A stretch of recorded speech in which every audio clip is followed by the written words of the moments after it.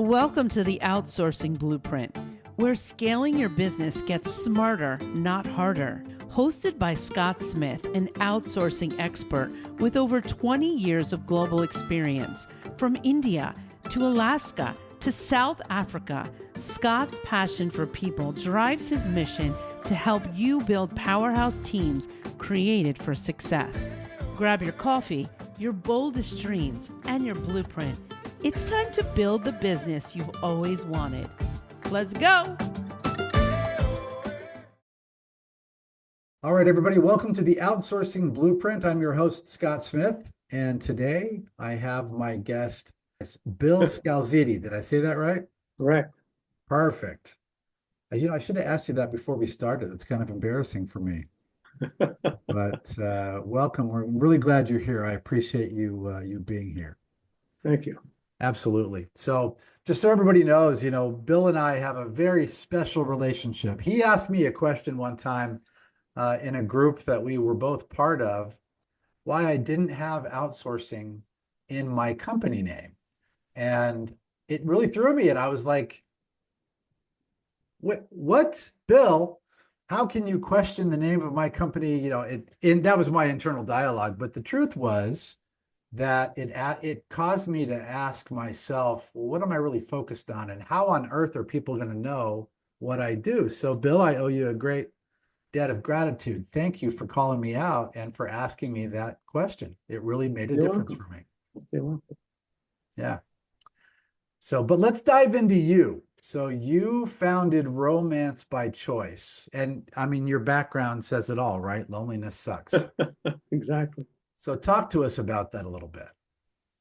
Well, see, Romance by Choice was something that I started putting together many, many, many years ago because I had gotten married at a young age. And when the marriage failed, I said to myself, how does something that starts out so joyously crash and burn in a rumble of heartbreak and disaster?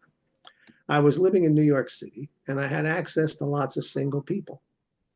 And as a hobby, really just started as a hobby, I started talking to single people about their dating life and relationships. And if I met someone who was divorced, I'd say, how'd you meet your spouse? Why did it end? And I was compiling all this information. And it became apparent that single people basically have no clue what they're doing out there in the singles world. And it's not their fault. It's because we were never taught anything about relationships.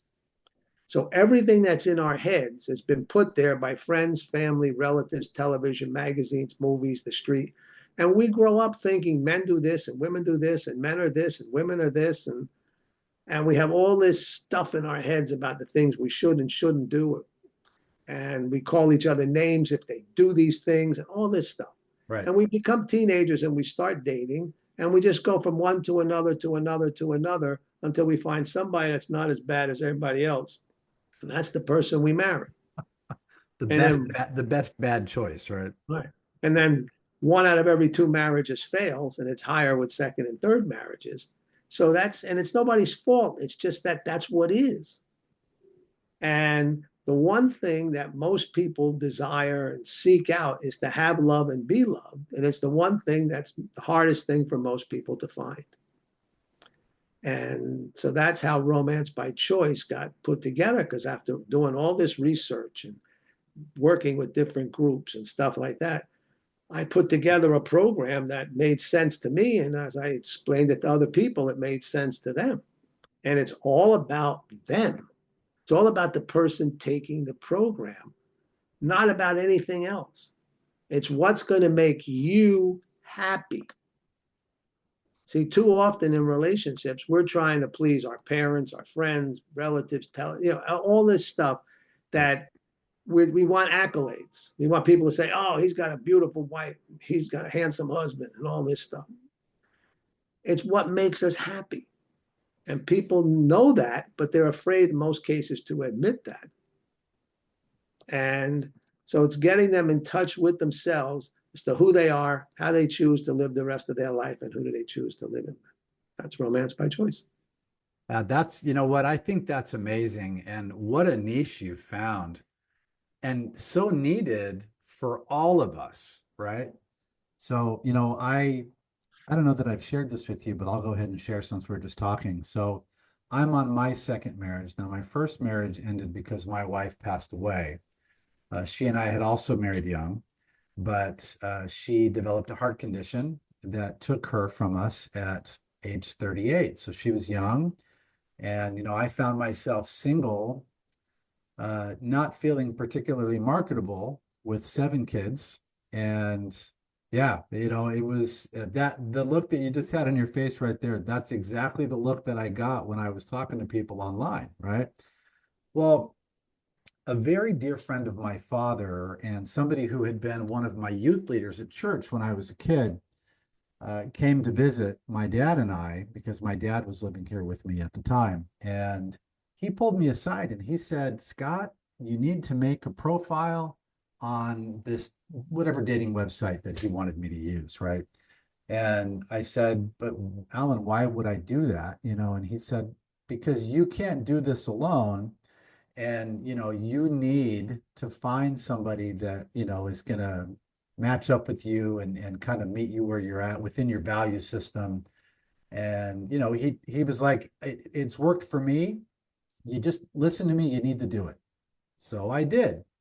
And, lo and behold, and there's a much longer story that I won't bore everybody with, but I am now remarried. We're going on our 14th year and or our 14th anniversary. And best decision I ever made was making that profile. As hard as it was listening to the counsel of somebody else who knew what I needed when I couldn't see for myself what I needed. Right. So that feel and I am not saying that's exactly what you do, not at all. But that's my variation of how that played out for me. Do you find people like that are just like, what do I do? How am I going to navigate this? And how do you then work with them? What makes your approach unique for them? Well, the first thing I do with all my clients, I developed what I call a romance readiness evaluation. And it's a simple thing we do, several questions, not a bunch of questions, and it gives me a score at the end.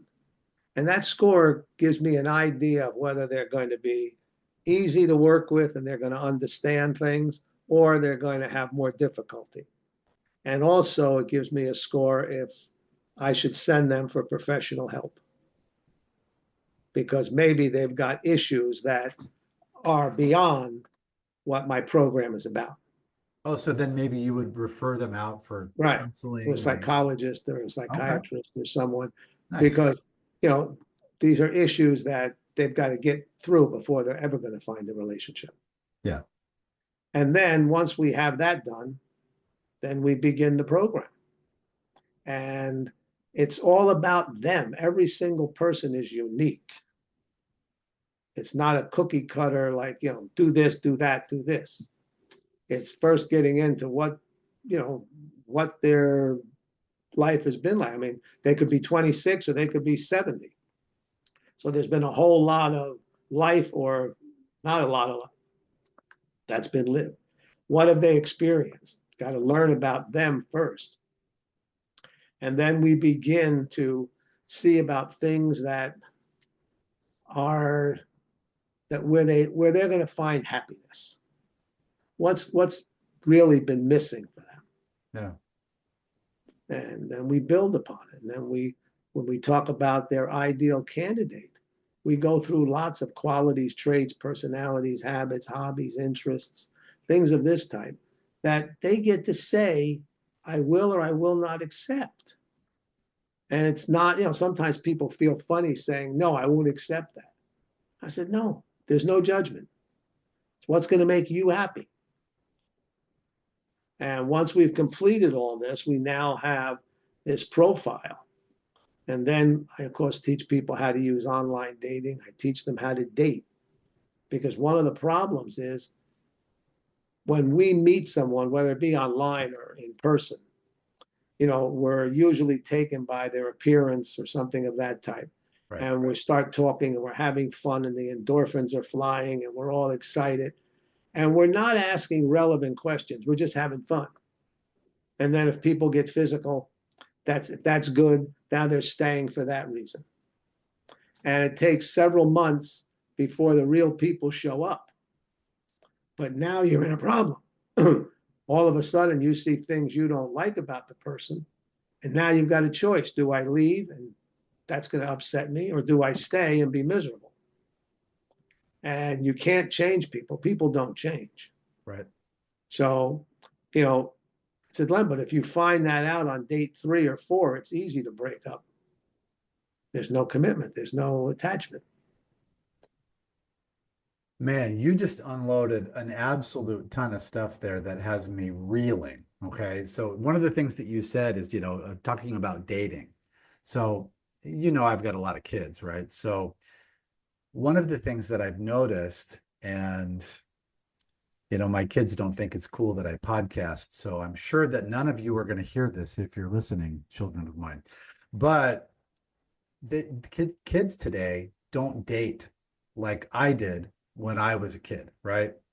It isn't done in the same way. And I don't know how that plays out as they get into adulthood. Now, several of my kids, have also gotten married. So clearly something is working, but not all of them, even as they get into adulthood, are in relationships. And I feel like it's because they don't really know how to date and how to be able to carry themselves forward into those situations. And, there's dating apps and social media, and, feels like there's a lack of real depth of connection, right? So how do you help people? And you don't have to address my kids specifically, but how do you help people cut through that noise, figure out how to date? I mean, you mentioned helping them with dating apps and things, but how do you help them to build real meaningful relationships, real connection?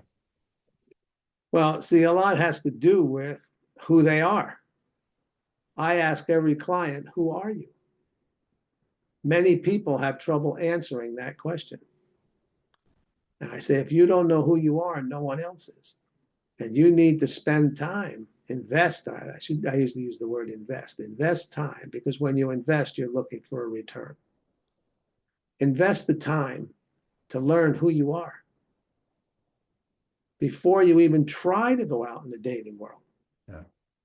And then when you're comfortable with who you are, then we start thinking about, again, the things that are going to make you happy. How do you choose to live the rest of your life, whether you're 25 or 75? Do you have any idea? And that's why I usually start working with people at 26, is because that's when their maturity starts to happen. Right. Prior to that, I say, go have fun. Just go out in the world, get some experiences, date people, go out and go to parties, that kind of stuff. Yeah. But, you need to be, by the time you're 26, hopefully you're looking for your own apartment, you're getting a job, you're building a career, so when those things start to take place, then relationships can be more meaningful. Now, there are people who get married at 18 and have wonderful, happy marriages. I'm not putting them down. Sure. I'm saying that's fine. But in the majority of cases, this is where it is. So I have to ask you this question. I don't mean to interrupt you, but so something popped into my head when you said that. So when my parents got married, now keep in mind, as old as I am, my parents, they came up. My father was born in 1925. My mother was born in 1938. When they got married, she was 17 and he was a 30-year-old Marine. Okay. So now in our society today, I don't know that would be warmly smiled upon, for a 17-year-old girl and a 30-year-old Marine to decide they were going to throw in together, right? But those were my parents. And that's what I knew growing up. That 13-year age gap didn't mean anything. And as far as to me, because that's just what I knew, right? And so now, my first marriage, I was 3 years older than her. Now, in this one, I am 9 years older than my wife is. And when I met Robin, one of the things she was looking for was somebody that was more established, a little bit more mature. And she, in talking to her friends, they advised her, they said, listen, find somebody that seems like they're a little more settled because they've probably already worked through a lot of their nonsense and, like you said, know who they are. So then you don't have to go through all of that other stuff. And I always tell her, I was really well trained in my first marriage, and I was, I was, and it was a great relationship. But this one is also a great relationship.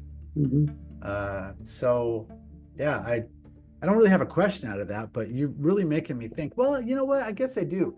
So today's episode of the Outsourcing Blueprint is brought to you by Leadcast Studio. Are you ready to turn your podcast into a lead generation powerhouse? Check us out today on the web at leadcast.studio. Leadcast Studio, turning conversations into clients. A situation like my parents, like you said, you're not throwing anything at anybody that maybe they get married young and whatever. That's fine. People have to make their choices, right?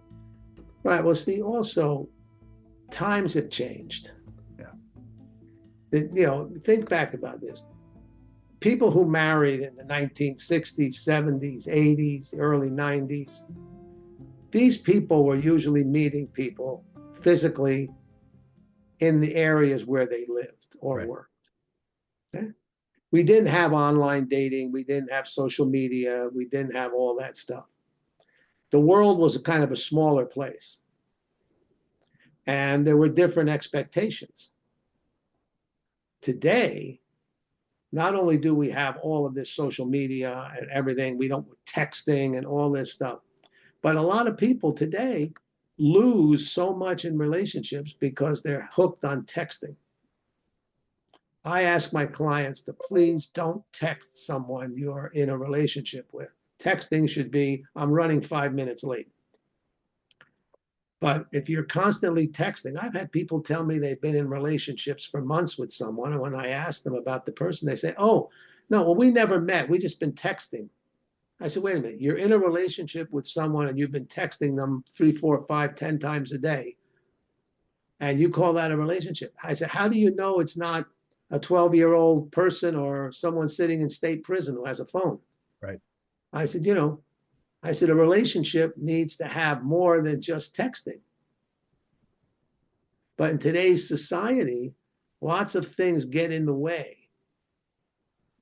And younger people are really having a dilemma right now. Yeah. People in their 20s and 30s. There was a study done by a university in St. Louis where they studied single men in their 30s. And their conclusion from their research and everything was that 50% of single men in their 30s have given up on dating live women and have opted for AI-generated images of women to date. And they actually showed a website where you can get these images. And this image came on the screen, a very attractive picture of a woman, and she went on to tell, and apparently they say that on these websites, these images tell the people, oh, you're wonderful, you're terrific, you're great, you're fantastic, the things young men need to hear. Right. And a lot of young men have very limited social graces. And it's creating a problem for 30-some-year-old women because there's not enough men for them. So they're marrying older men. And that's creating a problem because older men may already have children and they may not want more children. Right. Or only one. And that's creating issues for people. So the society has changed for younger people. Yeah. And men especially there's been a lot of talk about men having very little social graces because they're too many in the gaming and all of that stuff that they really don't know how to talk to women.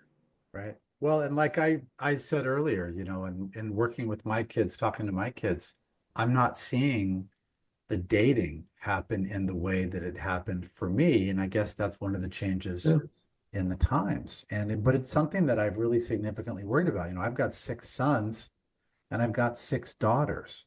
And, my sons and daughters all deserve to have the very best relationship that they can possibly have because they're magnificent, And so one of the things, honestly, Bill, one of the things that I have always tried to prioritize And my relationship is my spouse. And I have tried to emulate the kind of relationship that I hope that they will want to have, because I know that they will look at me, they will look at her, and they'll say, okay, I want what my parents have, you know, but then how do I go and get that? And, some of my kids have successfully been able to do that.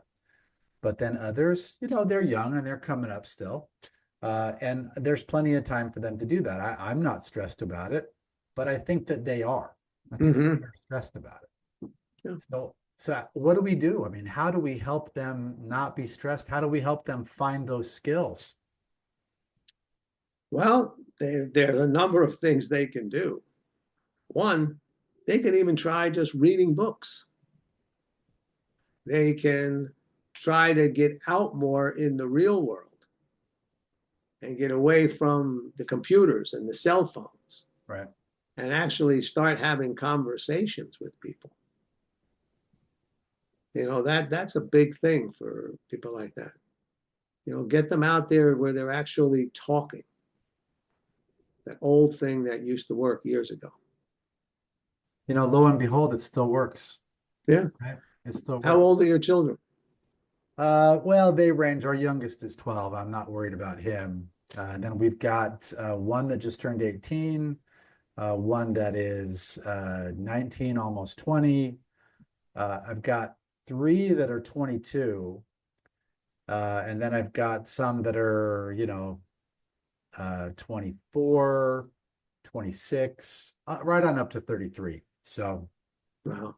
And so we've got several that are just doing great. And we have some that are up and coming, so, and again, I'm not really stressed about it, but I'm paying attention and I want to be able to help support them as they grow. And well, kids too, they should, there's no harm in having conversations with adults or people maybe 5 or 10 years older than them about what's going on in the world, the dating world. Oh, that's true. That's a good point. All right, so I have to ask this question. We are the outsourcing blueprint, right? So let's talk about outsourcing love. Now, I'm not talking about using an AI tool, right? Because that's a whole different level. But a lot of people today outsource business tasks. That's what I help them with, whether that's team building or, helping them match up with pairs or with partners that are in other locations in the world, whether that's here in the US or elsewhere in the world. But people are often hesitant to do that when it comes to their relationships or when it comes to love. So do you find that relationship coaching is undervalued? And then, you've talked a lot about the difference it can make for people. How do you find when people come to you, are they coming to you because, look, I'm ready to move forward, or I'm looking for solutions? Because they're really outsourcing that aspect of figuring themselves out to you to help them, not to do it for them, but to help them. Right. Well, again, it's people when they've had enough of it not working, when they realize they're dating the same type of people over and over again, or they just can't seem to meet someone that wants to be in a relationship. These are the type of people, when they're ready. I always use the expression, when the student is ready, the teacher will appear. Yeah. Most people don't realize that. And asking for help. Now, there aren't many people who do what I do. So it's not like there's millions of us out there that you can get help with. Well, and you're not a dating service, right? I'm not a dating service. I'm not a matchmaker. What I do is I work with what's going on inside their head that's been causing them to have the difficulties and the way they present themselves. I've had people, I write their profiles for them for dating apps. Okay. Because I developed a methodology that works, but sometimes people are like, wow, why are you going to say that? I ask my people, I say to them, is there something wrong with you? I don't mean it in a bad way. Do you have a health issue? Do you have other issues? What are things that are in your opinion, negative or have caused you to lose relationships? Let's talk about those. And I call them lemons. I say, what are your lemons? Because we can take those lemons and make sweet lemonade. We know what they are. Because when you hide things from the people that you're dating, they're eventually going to find out. And when they find out, that's when actions happen. Yeah. I mean, if you have a health issue, don't be ashamed of it. You have a health issue. Let your partners know in advance that you have a health issue. Now, they can choose in the beginning to not deal with you, or maybe it doesn't bother them. Maybe they have a health issue also. Maybe they have the same health issue. Okay? Or you have a lot of children, or you have children that have issues. And, so it all depends on how you take those lemons and get them out there. So this way, when someone, if it's on a dating site and someone responds to you, obviously they read that in your description and they're okay with it. So now that's not an issue any longer, is it? But if you hide it, it's going to destroy your relationship.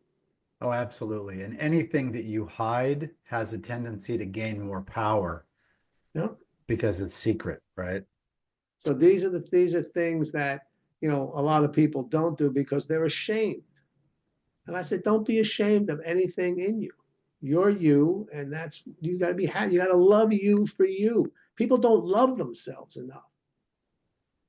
I want my clients to look themselves in the mirror and say, I love you. You're beautiful. You're wonderful. You're talented. Because if they don't believe they're wonderful, beautiful, talented, no one else is. But that's the truth, isn't it? Right? Because who sets the standard? See, that's the funny thing. I've had people, I've met people I'm in relationships, and based on what, the media says are handsome and beautiful people, some people may not be. Right. Yet they love each other. They think each other's wonderful and beautiful, and they are happy. So what's wrong with that? Because when you love yourself, people can love you. And there's a lot of great qualities that people have and things that, may go beyond the Hollywood image.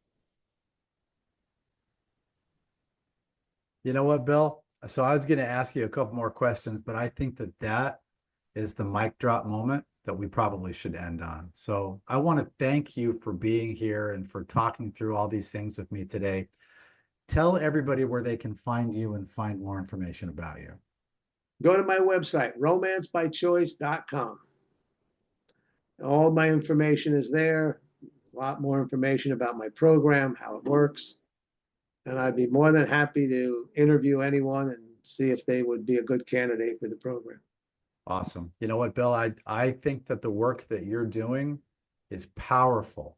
And I think that there are people that need you, and probably have no idea that they do. So I'm hoping that one of those people, or 100,000 of them, will hear this. And well, maybe not 100,000. We want you to be able to handle it. And to be able to reach out to you and see what they can do in working with you and how it can improve their relationships. Bill, thanks for being here. Well, thank you so much for having me. Absolutely. Thank you. Everybody, this has been another episode of the Outsourcing Blueprint. I'm your host, Scott Smith. We'll catch you next time. Thanks for tuning in to the Outsourcing Blueprint. I'm your host, Scott Smith. If today's episode brought you value, be sure to subscribe, leave a review, and share it with someone who's ready to take their business to the next level. Follow me on LinkedIn or on YouTube at Akata Consulting for more tips, insights, and updates. Or join our free school community, the Outsourcing Blueprint. Until next time, keep dreaming bold, building big, and outsourcing smarter. Let's go. Today's episode of the Outsourcing Blueprint is brought to you by Leadcast Studio. Are you ready to turn your podcast into a lead generation powerhouse? Check us out today on the web at leadcast.studio. Leadcast Studio, turning conversations into clients.